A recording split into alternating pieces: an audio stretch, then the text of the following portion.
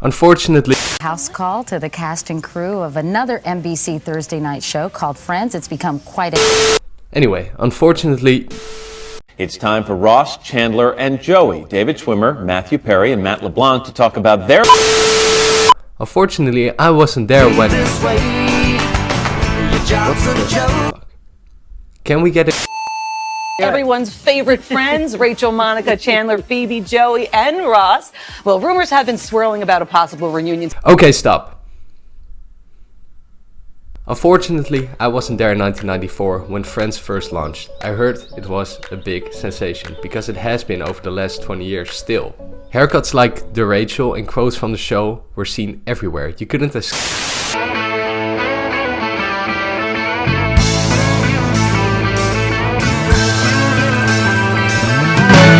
No one told you life was gonna be this way. Your job's a joke, you broke. Your love life's the away.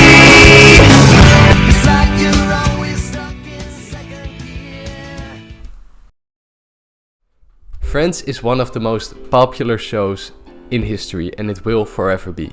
But is that just because of its quality? I mean, of course, it's a really fun and enjoyable show to watch, but I think there's so much more next to it, otherwise they wouldn't have received such a cult following. It can't just be that it's such a good TV show, otherwise other good shows like Totally Spies or this piece of art would have succeeded as well.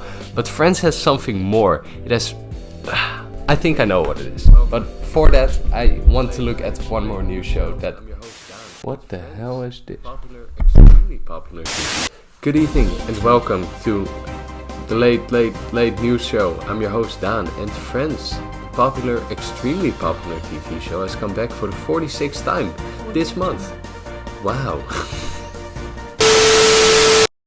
Right. I've watched Friends, and I assume many of you have as well, because if we look at the statistics of Netflix, you can see them here, but I will see them right here. 32.6 billion minutes of Friends were watched during the last year alone. And in addition to that, Netflix paid 80 million to keep it on Netflix in 2019. That's insane, especially seeing how the show originally launched in 1994. So, if you're unfamiliar, I will catch you up real quick. The show is about 6 people living together in Manhattan. They're about 20-something to 30-something year olds. The story is mainly about their social dynamics, their fun dynamics, their friendship, maybe romantic in some cases, ooh, I wouldn't know. But basically it's just a really fun, enjoyable show that describes the lives of those 6 people living together, and with all extra cast that comes in and out of the show.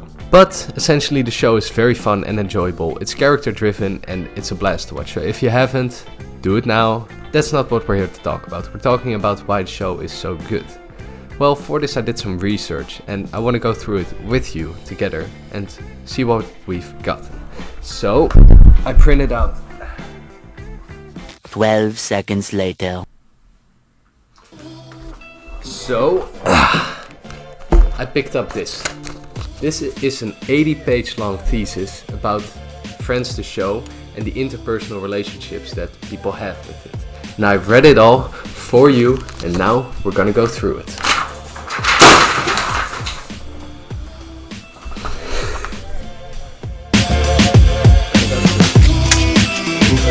This is an 80-page thesis written in 2006 by Renee Ruth Peckham, and it's about how people identify with Friends, their cast, and if you couldn't tell already, I've recorded this before I threw everything in the air. It would be kind of dumb to do it the other way around, but it's a really good read, and I will go through the main findings and what I thought of it. I read through it like 2 nights ago, kind of questioned my life, and the article is mainly about Twixters, people between their 20s and 30s looking to find themselves in this important time of their lives. It focuses on this phenomenon where instead of applying this to our own lives, we look at characters upon the screen that go through this process and identify actions and characteristics that are compatible to our own. And this form of connection is really strong, as observed by many psychologists over the time, including the likes of Nietzsche. Identification is one of the strongest emotional connections we can have towards other individuals, and this can immensely attribute towards positive feelings we have towards the show and its characters. Because we see these people as real, it makes sense that we actually connect with them on a whole nother level. If it were, for example, a show that was set in an outside world that was impossible for us to reach, we wouldn't have a strong and emotional connection with them. By the way, just a hint of information, my favorite character from the show is still Rachel. She's adorable and I love her. And from the guys, I would have to say, I used to like Ross a lot, but now I think he's kind of a dick. And from the guys, I used to like Ross a lot, but now I think he's kind of a dick. I hated Joey's spin-off show, but Chandler is also meh. So it's either between Chandler or Joey. Joey's the best. In the show itself, in the spin-off, I thought the spin-off kind of sucked, but Joey is the best in the regular show. He's just a dope guy. But, I think I found a reason why Friends is still popular. Not just why it's popular, I can understand that. People identify with it and it's a good show. That all makes sense, but why is it still popular today?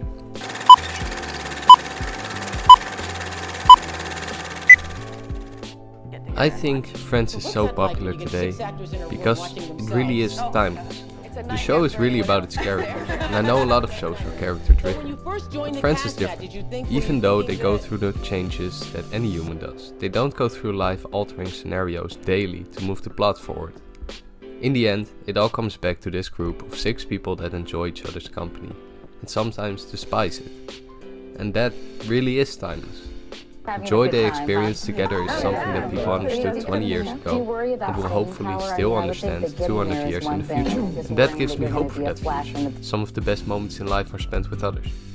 And that is something that Friends really shows in the end. So yeah, that was my theory. Okay, bye.